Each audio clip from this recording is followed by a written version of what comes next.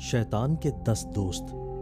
हुजूर सल्लल्लाहु अलैहि वसल्लम ने शैतान से पूछा कि मेरी उम्मत में तेरे कितने दोस्त हैं?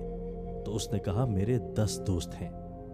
1 ज़्यादा उम्मीदें बांधने वाला, 2 ज़कात ना देने वाला, 3 नमाज में सुस्ती करने वाला, 4 शराब पीने वाला, 5 यतीमों का माल खाने वाला, 6 बदकारी करने वाला, 7 गीबत करने वाला, 8 खयानत करने वाला, 9 मालदार तकब्बुर करने वाला, 10 जालिम बादशाह।